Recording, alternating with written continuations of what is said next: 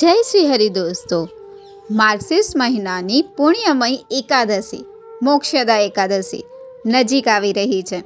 કહેવાય છે કે આ દિવસ માત્ર ઉપવાસનો નહીં પરંતુ મોક્ષના દ્વાર ખોલવાનો દિવસ છે.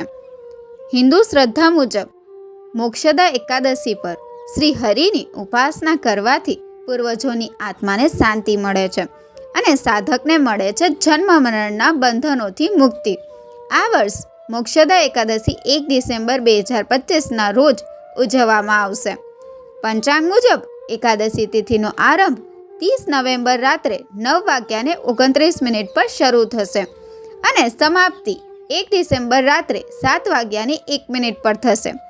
ઉદયા તિથિને મહત્વ મળતું હોવાથી વ્રત અને પૂજા 1 ડિસેમ્બરે જ કરવામાં આવશે.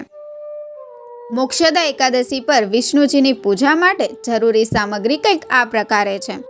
વિષ્ણુજીની પ્રતિમા, પીળા ફૂલ અને પીળા વસ્ત્ર, તુલસીદળ, ધૂપ, દીપ, ચંદન, અક્ષત, રોલી, ગંગાજળ, ઘી અને શુદ્ધ મીઠાઈ.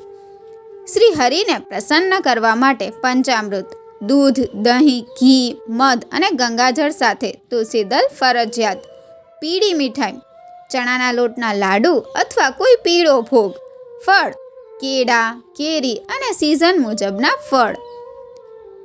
વ્રતનું પારણ દ્વાદશી વડે જ કરવું જોઈએ.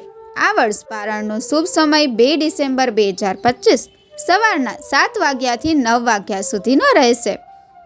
મોક્ષદા એકાદશી એ માત્ર વ્રત નથી, તે છે જીવનમાંથી અંધકાર દૂર કરવાનો માર્ગ અને શ્રીહરિના ચરણોમાં સંપૂર્ણ સમર્પણનો દિવસ. જો તમે આ વર્ષ મોક્ષદા એકાદશીનું પાલન કરી રહ્યા છો તો શ્રીહરિ આપને શાંતિ, સમૃદ્ધિ અને આત્મિક પ્રકાશ પ્રદાન કરે.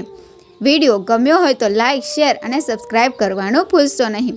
કમેન્ટમાં લખો જય શ્રી હરિ. ધન્યવાદ.